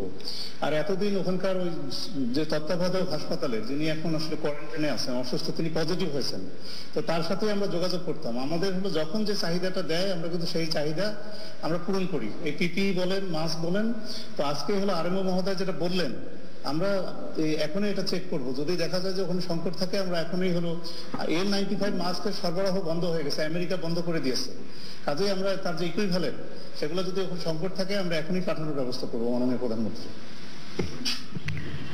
ধন্যবাদ। আপনারা কাজ করেন ওখানে, আসলে যাতে দ্রুত মানে এই পরীক্ষাটা করা যেতে পারে, অন্তত সেই ব্যবস্থাটা আপনারা নেন। বা নারায়ণগঞ্জ থেকে এখন তো আসা যাওয়া খুব কাছে হয়ে গেছে, রাস্তা এত করে ফেলছে আমরা, আর এখন তো ভিড়ভাড়টাও নাই। তো যত দ্রুত এসে সাথে সাথে যাতে ডিসপোজ আপ করা যায়, দরকার হলে আপনারা এখানে ঢাকায় একটা ডেডিকেটেড ইয়ে করে দেন, উইং করে দেবেন, কিছু লোকের দায়িত্ব দিয়ে দেন যা নারায়ণগঞ্জ থেকে আসার সাথে সাথে সেটা করে দেবে। এবং এক একটা জন হিসেবে ভাগ করে যদি করে দেন তাহলে কিন্তু দ্রুত হয়ে যায়। কিউতে না ফেলে অত তাদেরটা আগে করে দেওয়া, যেখানে বেশি দেখা দিচ্ছে সেই জায়গাটা। ধন্যবাদ। ধন্যবাদ। আমরা এবার মুন্সিগঞ্জ জেলা প্রশাসক কার্যালয় প্রান্তের সঙ্গে সংযুক্ত হচ্ছি। সঞ্চালনা করার জন্য জেলা প্রশাসক মুন্সিগঞ্জ জনাব মোহাম্মদ মনিরুজ্জামান তালুকদারকে অনুরোধ করছি। মাননীয় প্রধানমন্ত্রী, আসসালামু আলাইকুম।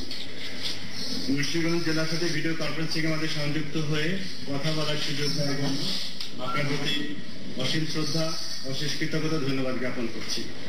মাননীয় প্রধানমন্ত্রী, বৈশ্বিক প্রাদুর্ভাব করোনা ভাইরাস মোকাবেলায় আপনার সদয় নির্দেশনা অনুযায়ী জেলা প্রশাসন মুন্সিগঞ্জ, স্থানীয় জনপ্রতিনিধি, রাজনৈতিক নেতৃবৃন্দ, সরকারি বিভিন্ন দপ্তরের কর্মকর্তাদের সমন্বয়ে সর্বাত্মক প্রতিরোধমূলক কার্যক্রম গ্রহণ করেছে। মাননীয় প্রধানমন্ত্রী, মুন্সিগঞ্জ জেলাটি প্রবাসী অধ্যুষিত জেলা। গত 18 মার্চ থেকে 17 মার্চ পর্যন্ত, 18 মার্চ থেকে 17 এপ্রিল পর্যন্ত এক মাসে প্রায় 9,000 প্রবাসী মুন্সিগঞ্জ জেলাতে আগমন করেছেন এবং আমরা তাদেরকে সরকারি নির্দেশনা অনুযায়ী নিরাপত্তামূলক হোম কোয়ারেন্টাইনে থাকার ব্যবস্থা করেছি এবং স্বস্তির বিষয় হলো যে প্রবাস থেকে ফেরত এইসব প্রবাসীদের মধ্যে করোনা ভাইরাস সংক্রান্ত কোনো উপসর্গ আমরা দেখতে পাইনি। তবে মাননীয় প্রধানমন্ত্রী বিগত 10 এপ্রিল মুন্সিগঞ্জ জেলার প্রথম 10 জন করোনা ভাইরাস রোগী শনাক্ত করা হয়। ঢাকা এবং নারায়ণগঞ্জের পার্শ্ববর্তী জেলা হওয়ায় আমরা এইসব শনাক্তকৃত রোগীর তথ্য বিশ্লেষণ করে দেখেছি যে প্রায় সবাই নারায়ণগঞ্জ অথবা ঢাকা থেকে এসেছেন বা যাতায়াত করেছেন এরকম সম্পর্ক রয়েছে। আমরা শনাক্তকৃত রোগীদের যারা শনাক্ত হয়েছেন তাদের বাড়িতে এবং তাদের কাছাকাছি যারা এসেছেন তাদেরকে পৃথক আইসোলেশনে রাখার ব্যবস্থা করেছি এবং তাদেরকেও নমুনা পরীক্ষা করার উদ্যোগ গ্রহণ করেছি। মাননীয় প্রধানমন্ত্রী, নারায়ণগঞ্জ জেলায় করোনা ভাইরাস রোগী শনাক্ত হওয়ার পরে এবং হটস্পট ঘোষণার পরে আমরা মুন্সিগঞ্জ জেলার সাথে নারায়ণগঞ্জ জেলার যোগাযোগ সীমিত করার উদ্যোগ গ্রহণ করেছি এবং নারায়ণগঞ্জ এবং ঢাকা থেকে মুন্সিগঞ্জ জেলায় আগত ব্যক্তিদের তথ্য সংগ্রহ করে তাদেরকে পৃথকভাবে কোয়ারেন্টাইনে রাখার উদ্যোগ গ্রহণ করেছি এবং তাদের নিয়মিত নমুনা সংগ্রহ করে পরীক্ষার ব্যবস্থা নিচ্ছি। আজকে পর্যন্ত মাননীয় প্রধানমন্ত্রী আমরা 165 জন ব্যক্তি নমুনা পরীক্ষা করে 24 জন ব্যক্তির শরীরে করোনা ভাইরাস শনাক্ত পেয়েছি এবং তাদের মধ্যে 4 জন ইতিমধ্যে মৃত্যুবরণ করেছেন। বাকি 11 জন ঢাকায় হাসপাতালে চিকিৎসাধীন রয়েছেন। স্থানীয় হাসপাতালে 2 জন আইসোলেশনে আছেন এবং আইইডিসিআর এর পরামর্শ অনুযায়ী বাকি 6 জনকে আমরা তাদের নিজ বাড়িতে হোম আইসোলেশনে রেখেছি। মাননীয় প্রধানমন্ত্রী, দুর্যোগ মোকাবিলায় এবং যারা কর্মহীন হয়ে পড়েছেন আমাদের শ্রমজীবী পেশার মানুষ, আপনার দেওয়া খাদ্য সহায়তা, স্থানীয় জনপ্রতিনিধি এবং রাজনৈতিক নেতৃবৃন্দ সহ সকলের স্বেচ্ছাসেবীদের সহযোগিতা আমরা ঘরে ঘরে পৌঁছে দিচ্ছি। ইতিমধ্যে মুন্সিগঞ্জ জেলায় 1050 মেট্রিক টন সরকারি চাল এবং প্রায় 51 লক্ষ টাকার আর্থিক সহায়তা দিয়ে খাদ্য সহায়তা আমরা দুস্থদের মাঝে পৌঁছে দিচ্ছি। আমাদের আপনার নির্দেশনা অনুযায়ী ওয়ার্ড ভিত্তিক তালিকা প্রস্তুত করেছি এবং অগ্রাধিকার ভিত্তিক ভিক্ষুক, ভবঘুরে, দিনমজুর সহ যারা রয়েছেন তাদের কাছে খাদ্য সহায়তা পৌঁছে দিচ্ছি। মাননীয় প্রধানমন্ত্রী, মুন্সিগঞ্জ জেলা খাদ্যশস্য নির্ভর একটি জেলা, এখানে আলু প্রসিদ্ধ এবং আমরা এবছর মুন্সিগঞ্জ জেলায় ব্যাপক বাম্পার আলুর ফলন হয়েছে এবং এই আলুগুলোকে আমরা যথাযথভাবে প্রতিকূলতার মধ্যে সংরক্ষণ করতে সক্ষম হয়েছে এবং বাজারজাত করতে সক্ষম হয়েছি। আমাদের এখানে প্রায় 5.5 লক্ষ মেট্রিক টন আলু আমরা হিমাগারে সংরক্ষণ করেছি। কৃষকরা ন্যায্য মূল্য পেয়েছেন। মাননীয় প্রধানমন্ত্রী, মুন্সিগঞ্জ জেলায় আড়িয়ালবিল এলাকায় প্রায় 5,000 হেক্টর জমিতে বোরো ধানের চাষ হয়েছে। আমরা আগামী সপ্তাহে 20 এপ্রিল পর থেকেই এই ধান কাটা শুরু হবে। আমরা কৃষকদের রোপিত এই ধান সঠিকভাবে কাটার জন্য লেবারদের আসার বিষয় সহ সার্বিক প্রস্তুতি গ্রহণ করছি এবং আশা করি যে সুন্দরভাবে আমরা ধান কাটা শেষ করতে পারব। মাননীয় প্রধানমন্ত্রী, আমাদের সাথে আজকের এই ভিডিও কনফারেন্সে মুন্সিগঞ্জ 2 ও 3 আসনের মাননীয় সংসদ সদস্য, আমাদের পুলিশ সুপার, সিভিল সার্জন, সশস্ত্র বাহিনীর প্রতিনিধি, রাজনৈতিক ব্যক্তিবর্গ, আমাদের আরএমও, নার্স, মসজিদের ইমাম সহ একজন সাংবাদিক উপস্থিত রয়েছেন। আপনি যার সাথে কথা বলার অভিপ্রায় ব্যক্ত করবেন মাননীয় প্রধানমন্ত্রী, আমি তাকে সংযুক্ত করে দেব। মাননীয় প্রধানমন্ত্রী, আপনার সানুগ্রহ নির্দেশনা প্রত্যাশা করছি। ধন্যবাদ। মাননীয় প্রধানমন্ত্রী, জনপ্রতিনিধি আগে একজন শুনে নি, তারপরে ধন্যবাদ। প্রধানমন্ত্রী, আমাদের মুন্সিগঞ্জ 3 আসনের মাননীয় সংসদ সদস্য অ্যাডভোকেট মীনাল কান্তি দাস রয়েছেন। আমি তাকে অনুরোধ করছি আপনার সাথে কথা বলার জন্য।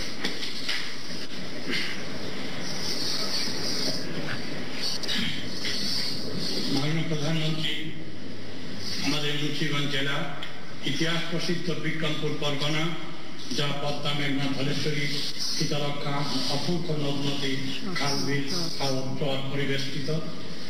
এই জেলাবাসীর পক্ষ থেকে সর্বোপরি আমার নির্বাচনী এলাকা মুন্সিগঞ্জ এবং গজারিয়ার সর্বস্তরে জনসাধারণের পক্ষ থেকে আপনাকে নববর্ষ 1427 বঙ্গাব্দে আন্তরিক প্রীতি শুভেচ্ছা, অভিনন্দন ও অভিবাদন জানাচ্ছি। আমি আমার অল্প কথা শুরুতেই সর্বকালের সর্বশ্রেষ্ঠ বাঙালি, আমাদের অন্তহীন প্রেরণার উৎস, আমাদের রাষ্ট্রপিতা, জাতির পিতা বঙ্গবন্ধু শেখ মুজিবুর রহমান 1975 সালে 15 আগস্টের কালো রাতে যে সকল শহীদানেরা বঙ্গবন্ধু পরিবারের সদস্যরা আত্মাহুতি দিয়েছেন, তাদের সকলের প্রতি আমি বিনম্র শ্রদ্ধা জ্ঞাপন করছি। মাননীয় প্রধানমন্ত্রী, আমি এই কথা শুরুতে গতকাল সিলেট ওসমানী মেডিকেল কলেজ ও হাসপাতালে চিকিৎসক ডাক্তার মাইনুদ্দিন মৃত্যুবরণ করেছেন, তার প্রতি আমি সর্বোচ্চ শ্রদ্ধা জ্ঞাপন করছি।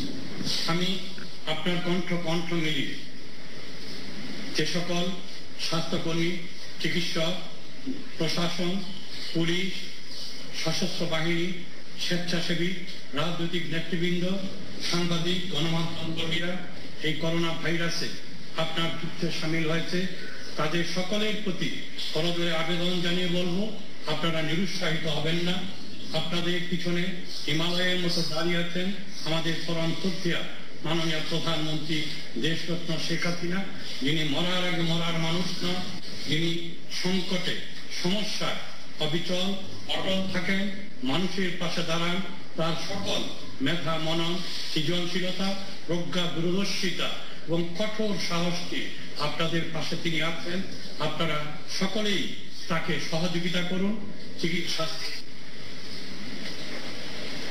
মাননীয় প্রধানমন্ত্রী, মুন্সিগঞ্জ জেলার মানুষের পক্ষে যেহেতু কথা বলছি, একটু কথা বলি, একটু সময় দেন। আপনি তো আমাদের, আমি খুব বেশি সময় দিতে পারবো না, এখানে খুব একটা বক্তৃতা দিতে না, এখানে জাস্ট বাস্তব অবস্থাটা জানতে চাই, কি করণীয় এটুকু বলতে চাই। আমাকে আরো 8-9টা জেলা কভার করতে হবে। মাননীয় প্রধানমন্ত্রী, আপনি আমাদের দুঃখজয়ের স্বপ্ন সারথী। আমি আপনাদের কাছে এই জেলাবাসীর পক্ষ থেকে অনুরোধ জানাবো, আপনি যথেষ্ট পরিমাণ ত্রাণ সামগ্রী আমাদেরকে বরাদ্দ দিয়েছেন। আমাদের যেহেতু নদী ভাঙা মানুষ এখানে রয়েছে, চরাঞ্চলের মানুষ রয়েছে এবং অন্য জেলা থেকে আসা শ্রমিক, শ্রমজীবী, মেহনতি মানুষ রয়েছে, সুতরাং আমাদের বরাদ্দের পরিমাণটা যদি আপনি একটু বৃদ্ধি করে দেন, আমরা কৃতজ্ঞ থাকবো। আর আমাদের মুন্সিগঞ্জ জেলায় যে আধুনিক হাসপাতালটি আছে, তার 100 আসন থেকে 250 শয্যায় উন্নীত হয়েছে। 150 আসনের জন্য একটি ভবন নির্মাণ করা হয়েছে, কিন্তু আসবাবপত্রের কারণে, আনুষঙ্গিক যন্ত্রপাতির কারণে এবং জনবলের কারণে আমরা পূর্ণাঙ্গভাবে চালু করতে পারছি না। আমাদের জেলা প্রশাসক, যার নেতৃত্বে এই করোনা ভাইরাস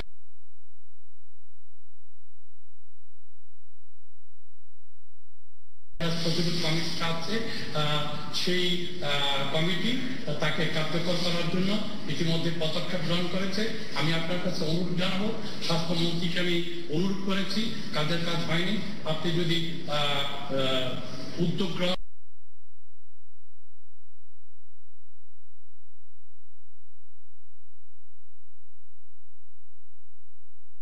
করে আমাদের এই 10টা শয্যা বিশিষ্ট ভবনটিকে কার্যকর করার সুযোগ সৃষ্টি করে দেন, আমরা আপনার প্রতি কৃতজ্ঞ থাকবো। আর এই সুযোগে মাননীয় প্রধানমন্ত্রী, আমি আরেকটি কথা আপনাকে জানাতে চাই, আমাদের এই জেলা সদরের একমাত্র হসপিটালটিতে কোনো অ্যাম্বুলেন্স নেই। 2টি অ্যাম্বুলেন্স আছে যা ভাঙাচোরা, এটা চলার মতন উপযুক্ততা নেই। যদি আপনি আমাদেরকে জরুরি ভিত্তিতে 2টি অ্যাম্বুলেন্স দেন, আমরা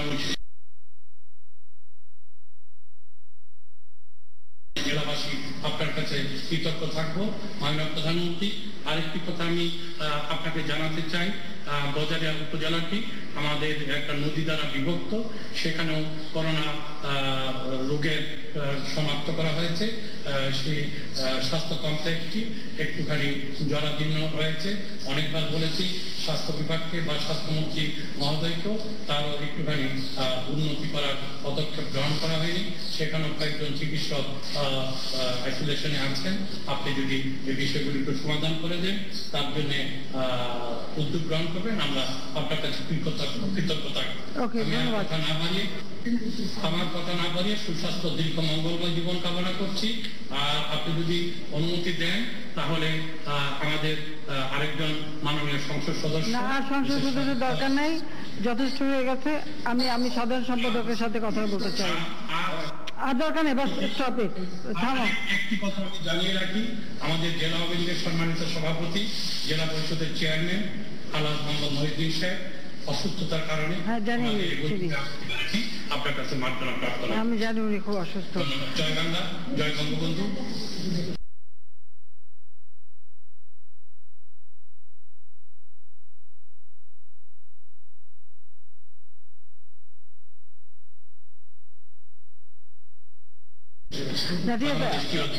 আমাদের সাধারণ সম্পাদক লক্ষ্মণ অবস্থা আপনি বলেন, একটু সংক্ষেপে বলবেন। একবার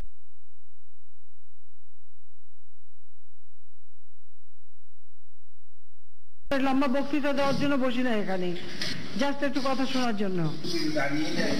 মাইক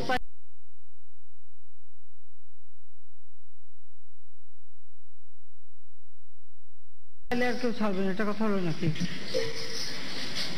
আসসালামু আলাইকুম মাননীয় সভানেত্রী, আমাদের বাংলাদেশের মাননীয় প্রধানমন্ত্রী, সারা বিশ্বের মধ্যে আপনার নাম, আপনার পিতার নাম। আমি আজকের এই সভায় আপনার কাছে আমি আমার বঙ্গবন্ধু শেখ মুজিবুর রহমানের প্রতি কৃতজ্ঞতা প্রকাশ করছি। আমরা যখন ছোট ছিলাম তখন এই মুন্সিগঞ্জে কার্তিক মাস আসলে আজকে সারা বাংলাদেশে 50 জন লোক মারা গেছে। এক একটা ইউনিয়নে শত শত লোক মারা যেত, কোন মানুষ তার খোঁজ খবর নিত না। আজকে উনি এই দেশ স্বাধীন করছেন বলে, আপনি বাংলাদেশের প্রধানমন্ত্রী হয়েছেন বলে আজকে 50 জন লোক সারা বাংলায় মৃত্যুর পরে সারা বাংলাদেশে 16 কোটি মানুষের মধ্যে আলোড়ন সৃষ্টি হয়ে গেছে। এটা বঙ্গবন্ধুর কাছে আমরা এই জাতি ঋণী। আমাদের এখানে অরিজিনালি কোনো লোক আক্রান্ত হয় না, নারায়ণগঞ্জ থেকে আক্রান্ত হয়ে তারা যার যার বাড়িতে এসে অনেকে দাফন করা হয়েছে। ঢাকা থেকে আক্রান্ত হয়ে তারা এখানে আসছে। আমাদের অনেক লোক ইটালিতে চাকরি বাকরি করেন, আমেরিকায় চাকরি করেন, সৌদি আরবে চাকরি করেন। তারা এখানে আসার পরে এইখানে আসলে কোনো রোগের প্রাদুর্ভাব এখানে হয় নাই। আপনি যে সাহায্য সহযোগিতা এখানে করেছেন এটা অনেক বেশি, অনেক বেশি।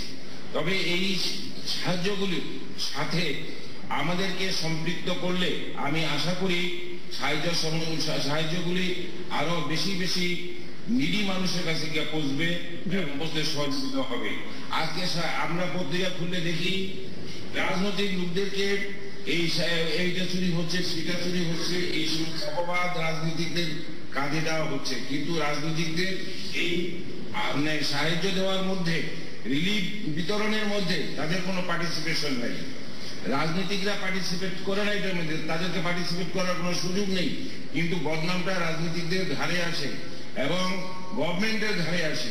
আমরা বলবো যে এই সাহায্য সহযোগিতা প্রদানের মধ্যে আমাদেরকে সহযোগিতা যদি করতে দেওয়া হয় তাহলে আমি আশা করি আরো ভালোভাবে, আরো সুন্দরভাবে এটা সম্ভব। আমি আপনাকে বলছি ধন্যবাদ এবং আপনাকে আল্লাহ দীর্ঘায়ু দেই।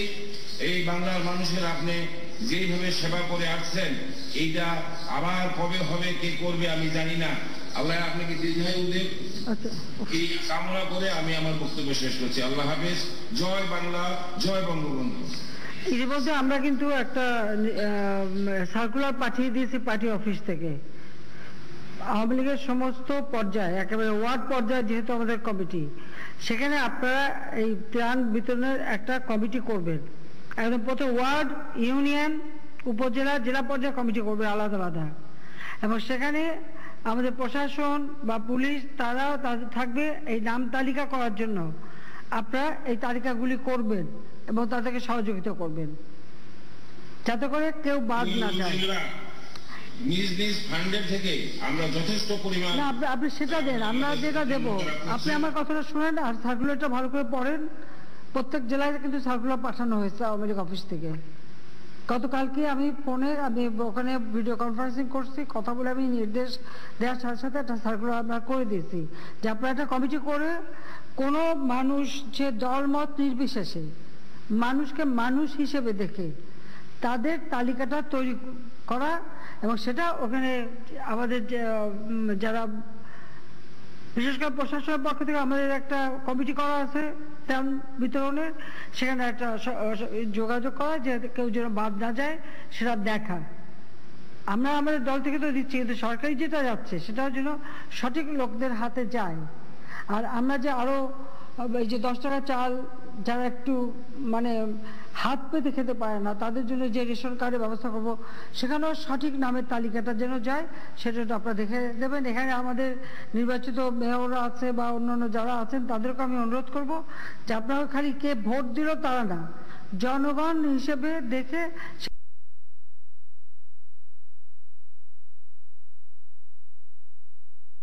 তালিকা করবেন।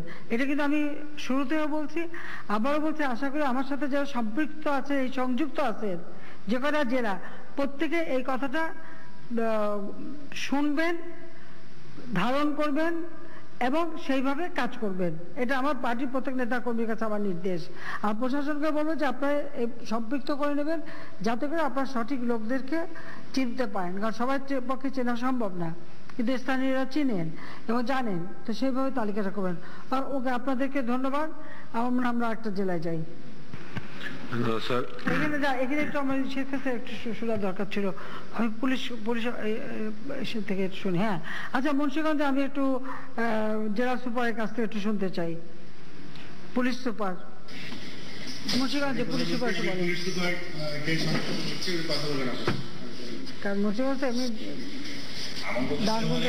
প্রধানমন্ত্রী আপনি জানেন যে মুন্সিগঞ্জ একটি প্রবাসী অধ্যুষিত এলাকা। শুরুতেই যে বিদেশিদের একটি চাপ ছিল, আমরা বাংলাদেশ পুলিশের প্রত্যেকটি সদস্য প্রত্যেকটি ঘরে ঘরে গিয়ে আমরা হোম কোয়ারেন্টাইন নিশ্চিত করেছিলাম, যে কারণে মূলত আমরা প্রবাসীদের আসলে যে প্রবাসীদের মাধ্যমে আমাদের এখানে যে ছড়ানোর বিষয়টা সেটা আমরা প্রোটেক্ট করতে পেরেছিলাম। তার পরবর্তীতে আসলে যেটা হয়েছে যে পার্শ্ববর্তী যেহেতু নারায়ণগঞ্জ জেলা এবং মুন্সিগঞ্জ জেলা মাননীয় প্রধানমন্ত্রী খুবই কাছাকাছি এবং এখানে মুন্সিগঞ্জের অনেক মানুষই প্রতিনিয়ত নারায়ণগঞ্জকে ব্যবসা বাণিজ্য করে, সে কারণেই নারায়ণগঞ্জের সাথে আমাদের একটি কানেক্টিভিটি খুবই বেশি। আর হঠাৎ করে যখন নারায়ণগঞ্জে এই মাত্রাটা বেশি হয়ে যায়, আমরা ঠিক সেই দিন থেকেই আমরা যখনই জানতে পারছি তখন থেকে আমরা নারায়ণগঞ্জের সাথে কানেক্টিভিটিটা একদম বন্ধ করে দিয়েছি। আমাদের যে মুক্তারপুর ব্রিজটি আছে সেখানে সার্বক্ষণিক চেকপোস্টের মাধ্যমে আমরা সেটা বন্ধ করেছি এবং আমাদের একটি নৌকা পারাপারের মাধ্যমে যে মানুষজন আসে সেটাও আমরা বন্ধ করেছি। এবং এই কাজটি আমরা সমন্বিতভাবে জেলা প্রশাসন, বাংলাদেশ সেনাবাহিনীর সদস্যরা এখানে আছেন, আমরা সকলে মিলে মুন্সিগঞ্জে খুব চমৎকার একটি কোঅর্ডিনেশন সিভিল সার্জন মহোদয় সহ শুরু থেকে আমরা প্রতিটি বিষয় সার্বক্ষণিক আমরা নিজেরা সমন্বয় করে কাজ করছি, যে কারণে আল্লাহর রহমতে নারায়ণগঞ্জ এত ব্যাপকতা সত্ত্বেও আমরা মুন্সিগঞ্জ এখন পর্যন্ত ভালো আছি মাননীয় প্রধানমন্ত্রী। আচ্ছা ধন্যবাদ। আপনারা ওটাই করবেন যেন বাইরে থেকে কেউ আর ঢুকে, আর যখনই ঢুকবে সাথে সাথে কোয়ারেন্টাইনে দিতে হবে। কয়টা জায়গা ঠিক করেন, যারাই যাবে বাইরের থেকে বিদেশ থেকে আসলে ওখানে আগে 14 দিন রেখে তারপর পরীক্ষা করে তারপর তাদের ছাড়া হবে। এই ব্যবস্থাটা নিতে হবে যেন আর না বাড়ে, কারণ সাধারণত দেখা যাচ্ছে যে একবার শুরু হলে বাড়তে থাকে আর এখানে ওখানে ঘোরাঘুরি করে। কাজে এটা আমরা মনে আমাদের সশস্ত্র বাহিনী আছে বা পুলিশ আছে, যারা সবাই মিলে এই ব্যবস্থা নেবেন যে যারাই ঢুকবে, আসলে রাস্তাঘাট করে ফেলছি, ব্রিজ করে ফেলছি, বেশি যোগাযোগের সুবিধা হয়ে গেছে, সবাই চলে আসে। কিন্তু এখন থেকে কোনো জায়গায় নৌকাই হোক, স্টিমারে হোক বা লঞ্চে হোক বা রাস্তা হোক, যেভাবে হোক কেউ যদি ঢুকতে না পারে, ঢোকার সাথে সাথে তাদেরকে কোয়ারেন্টাইনের ব্যবস্থা, বিদেশ থেকে যারা আসবে আগে কোয়ারেন্টাইনের ব্যবস্থা 14 দিন আটকায় রেখে তারপরে তাদেরকে ছাড়তে হবে। এটা আপনাদের ভালোভাবে করতে হবে যেন এটা আর না বাড়তে পারে। আর যেখানে হয়ে গেছে সেই জায়গায় সেই বাড়ি সেটা পুরো লকডাউন করে রাখতে হবে। ধন্যবাদ। আমরা একটা জেলায় যাই। মুন্সিগঞ্জ জেলাকে ধন্যবাদ জানাই। আমরা এবার শরীয়তপুর জেলা প্রশাসক কার্যালয়ের প্রান্তে সঙ্গে যুক্ত হচ্ছি। সংক্ষিপ্তভাবে সঞ্চালনা শুরু করার জন্য জেলা প্রশাসক শরীয়তপুর কাজী আবু তাহেরকে অনুরোধ করছি। ধন্যবাদ স্যার। মাননীয় প্রধানমন্ত্রী, আসসালামু আলাইকুম। আমরা শরীয়তপুরবাসীর পক্ষ থেকে আপনাকে ধন্যবাদ এবং কৃতজ্ঞতা জানাচ্ছি। স্যার, আমাদের শরীয়তপুর জেলায় ইটালি এবং স্পেন প্রবাসী লোকজনের সংখ্যা অধিক, যে কারণে আমরা শুরু থেকেই এই বিষয়টি নিয়ে খুব ঝুঁকিতে ছিলাম এবং উদ্বিগ্ন ছিলাম। আমরা মার্চের শুরু থেকেই জনগণকে সচেতন করার কাজটি শুরু করেছিলাম আপনার নির্দেশনা পাওয়ার পর থেকেই। আমরা মাননীয় প্রধানমন্ত্রী আপনার 31 দফা নির্দেশনা পেয়েছি। সেই নির্দেশনা অনুযায়ী আমরা জেলা প্রশাসন, জেলা পুলিশ, স্বাস্থ্য বিভাগ, জনপ্রতিনিধি, বিশেষ করে ইউনিয়ন পরিষদের চেয়ারম্যান, মেম্বার, পৌরসভার মেয়র, কাউন্সিলর, উপজেলা পরিষদ, জেলা পরিষদ সকলে মিলে সামষ্টিকভাবে এবং সেনাবাহিনী আমরা সবাই মিলে সমন্বয়ের মাধ্যমে কাজ করে যাচ্ছি। মাননীয় প্রধানমন্ত্রী, আপনার সদয় অবগতির জন্য বলছি, আমাদের জেলায় 664 জন, ইতালি, স্পেন এবং অন্যান্য দেশ থেকে 664 জন এসেছিলেন। আমরা সবাইকে হোম কোয়ারেন্টাইন নিশ্চিত করেছিলাম। গতকাল পর্যন্ত 14 দিন অতিবাহিত হওয়ার পর 662 জনই অবমুক্ত হয়েছেন আল্লাহর অশেষ রহমতে উপসর্গ ব্যতীত, এবং 2 জন ভেদরগঞ্জ উপজেলায় আছে এখনো বিদেশ ফেরত। তাদেরও কোনো উপসর্গ নেই। ইনশাল্লাহ আগামী পরশুদিন তারাও অবমুক্ত হবেন। আমরা স্যার যে বিষয়টিকে সবচেয়ে বেশি ঝুঁকিতে ছিলাম বা উদ্বিগ্ন ছিলাম, সেখান থেকে আমরা সংক্রমিত হইনি স্যার। আমরা সংক্রমিত হয়েছি আমাদের পার্শ্ববর্তী জেলা নদী পার হলেই নারায়ণগঞ্জ থেকে এবং ঢাকা জেলা থেকে। আমরা গত 13 তারিখে যারা নারায়ণগঞ্জ, ঢাকা, গাজীপুরে অনেক মানুষ